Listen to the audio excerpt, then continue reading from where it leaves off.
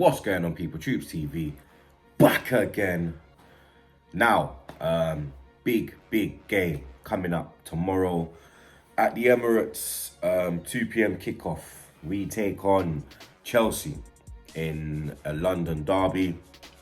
It is the first time we're playing them this season, and obviously first time since the infamous Baku beatdown. You understand? Let's be real. We went to Baku again, and we held a big L. You understand? It was a big L, and because of that L, we are stuck in the predicament that we're in now, which is Europa League and 11th place, in the league. So we go into this game. Arteta fully in charge now. You understand? Backroom staff is fully there, and we go into this game on the back of 2 draws. Obviously drawing away at Everton 0-0, and then drawing on Boxing Day 1-1 away at Bournemouth. Obviously did a quick match reaction on the Bournemouth game, didn't do a review. Been wrapped up with the family, to be honest, you understand? So ain't had a lot of time, but got to do the preview, you get me? And obviously in the Bournemouth game, there was a lot of positives. Only negative was playing out from the back, which cost us. Leno putting Louise in trouble. But apart from that, I think it was good. There was intensity, there was desire, there was passion, there was fluidity in the play. It's just, you get me, Lampard, he weren't on his game. He didn't have his right shoot. He didn't have his right shooting boots on. Because, fam, the amount of chopped up opportunities he missed, especially in the first half, blood, you understand, was you weren't moving like a blood clot, you were just moving like lacquer, you get me? But Chelsea at home, the big games, last season especially, Laka was the one to step up, you understand? He did get a lot of goals against the big teams, in the big games. Laka's always the one to step up. But let's talk a little bit about Chelsea, innit, you understand? Because obviously these men are not coming into this game on their best run of form. They have lost 4 out of their last 6 league games, you understand? Now, they were riding high earlier in the season. Abraham doing the mad thing, Jorginho doing the mad thing, Tomori and them, and they're controlling the defence. Kante back again. Man like Mount doing his thing. But since we hit the late November, because it all started really from the Man City game, you understand, which they played on the 23rd of November. And since then, their form's been not the best of form, you get me? And yeah, they did beat Tottenham last week, but they just held an L to Southampton 2-0, and deservedly so. And Southampton could have, get me, the scoreline could have been more than 2-0 because Kepa made a few saves. Obviously, Southampton had a lot of chances in that game. But yeah, since the City game, the form has been you understand, not to the level that it was at the start of the season when Frank had them flying. But this is going to be a tough game, you understand? Because when you check the level, Chelsea have got themselves up for the big games this year, you understand?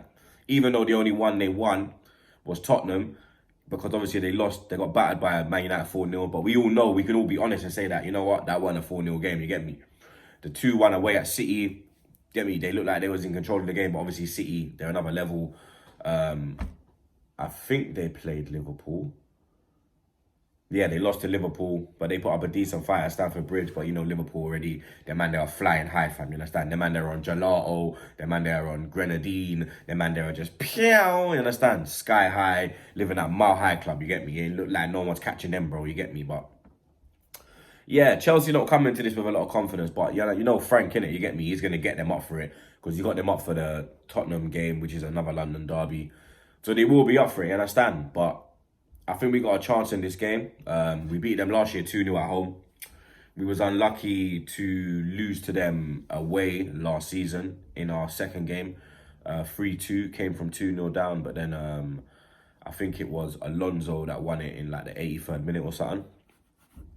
But if we don't perform how we performed against them in Baku, then we have a serious chance, bro, you understand? And if we don't if we perform how we performed against Bournemouth, with the fight, the desire, everything that Arteta said in his press conference, get me, it looked like, you understand, he's not chatting shit, because you know that a lot of man, you get me, talk is cheap, fam, you get me? A lot of man will talk a good game, but when it comes down to it and the pressure's on, you understand, you kind of go missing. But the only thing I'll say to Arteta is I think he needs to make the changes a bit earlier, because when it went 1-1, if he had made the change then and brought on Pepe for Reece, because I think Reece had a good game, but I think his end product just wasn't there. He was, you understand, he was flying down the wing, doing his thing. Same as Xhaka, you get me, from the left back position, doing his thing, but the end product just wasn't there, you get me. But you get me, a lot to be happy about, you understand, a lot to look forward to under the reign of Arteta.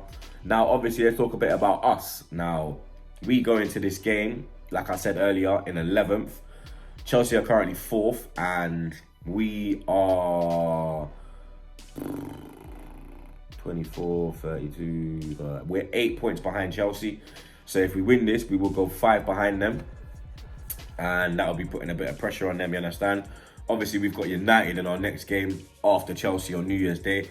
So we need to win both games, you understand? Because if we win both games, we can shoot up that table, and then we can start putting pressure going into the new year for that top 4 battle, you get me? Because for me, even though City held an L yesterday at Wolves, and the way they held it, obviously Ederson come out, lost his head, red card deservedly. So City went up 2-0, but then you get me, Wolves coming back again from the dead. A few great goals, one from Adama, and I can't remember who scored the other 2, but they were good goals. I saw them, didn't watch the match, but I've seen the highlights. So we need to win this game, you understand, to get back in contention, because going into January, it would be good if we could be about, I mean, maybe if we was 5-4 points off the top, you get me, with all the games to still go in the season, you get me, the way Arteta, I'm excited with Arteta, you get me, like, you understand, very excited, but this is a must win. We can't be living this bottom half life going into January, blood, you understand? I'm not about that, bro. We're -3 on goal difference, blood, it's peak, fam, you get me, but let's talk a little bit about the lineup that I think Arteta should go with. Obviously, Chambers comes back into the squad. His suspension is over, and he is back in the squad. I think Martinelli is ready as well, you understand? Obviously, he had a little knock, a little tight hamstring. He didn't come on against Bournemouth. I'm not even too sure if he was in the squad, to be honest, I can't even remember. But I think Martinelli should be back as well. So the lineup I would go with personally is, obviously, you got to go with Leno in goal, you understand? Just one thing, Leno, bro, you understand? When the ball goes back to you in play, can you just be a little quicker, you understand? Just be a little quicker with the movement, blood. Get the ball moving a bit quicker, that's all I ask of you, because when it comes to get me saving our Clark, you're always there, bro, you get me? But you understand, you put Louise into a predicament last week, blood, and you saw what come out of that, you get me? And you should know that these men can't play out the back, blood, you understand? When there's pressure, you get me? You can play out when there's space. So that's what I say to Leno. Now, obviously, Ainsley had a good game last week, you understand? He had another good game in the right back position. Callum's back. Socrates and Louise did good as a pair. For me, you understand, Bellerin's back as well. He's fit. It's a tough one, you get me? Do you go with Bellerin? Do you go with Ainsley, who's doing quite well at the moment? Or do you go with Chambers, who's done well in spells? Me, I'm gonna go with Bellerin as the right back. If Bellerin's fit, then we have to start Bellerin. Centre back pairing. I'm gonna drop David Luiz, and I'm gonna put in Socrates and Rob Holding as the pair. You know what? Socrates might not even play, bro, because he came off concussed, fam. You understand? And the team news hasn't come out yet. You get me? So you know what? Because of that, I'm gonna go with David Luiz and Callum Chambers as the centre back pairing, and then obviously left back you're gonna have to go with Xhaka because Kolasinac's still out and Tierney's done out. If I'm up, you get me. Midfield pairing now. Rumours that Granit Xhaka has agreed a deal to sign with Hertha Berlin in the January transfer window. For me, I'm not gonna lie, I'm happy with that. After what he did against who was it again? It was Palace. For me, he shouldn't be playing for the team, shouldn't be playing for the club, shouldn't even be training, you get me? Man should just be literally chilling at home and waiting to be sold, you get me? But obviously we can't do that. And obviously the managers, you get me, young Freddie came in, he kind of rated Xhaka. Arteta's gone in and put him straight in. So if he's going, I don't know why these men are playing him, bro. You understand? Because we're going to have to move on. It's looking like we're going to have to move on. It looks like He's going to hurt Berlin. Like I said, I'm happy with that. I think we need to move Xhaka on. But then we need to get in an adequate replacement, you understand? Someone better than Xhaka, you get me? It's not hard to get really better than Xhaka, I'm joking. But yeah, we need to get a better replacement, an adequate replacement. For me, I think we should be going for Ndidi. You get me? We're a bigger club than Leicester, let's be real. If we were to win the Europa League, because top four is looking a bit mad, unless we beat Chelsea and then beat United, so we kind of claw back and put pressure on them and there. But for me, we need to be going for a man like Ndidi at the end of the season. I think it'd be a perfect signing for the club. I think if you put him alongside Torreira, you get me, it's going to be a mad team, bro. You understand? Ain't no one coming through that. But yeah, if Xhaka is to do the offs, yeah, thank you for your service and I wish you all the best in it, you understand? Good luck with your future career. But the midfield pair, obviously, you lot know already, I'm not playing Xhaka. I think Xhaka had a great game as well against Bournemouth, I can't lie.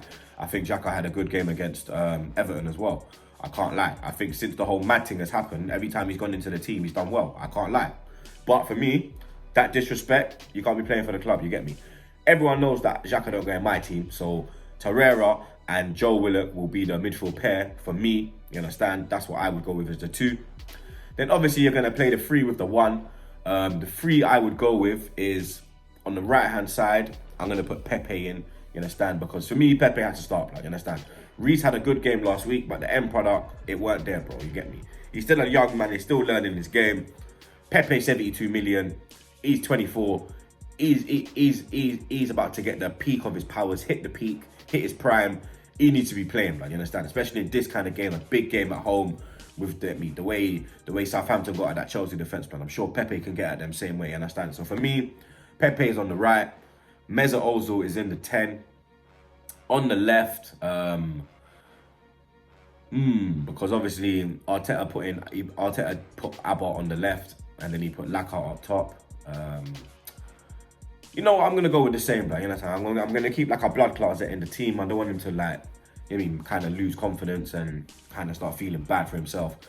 You understand? He did get a great goal last year against Chelsea as well at home. You understand? Remember that rocket when he held it? Boy, you get me? So yeah, that's the team I'll go with. A quick recap of the team: Leno in goal, Bellerin, Callum Chambers, David Luiz and Bukayo Saka.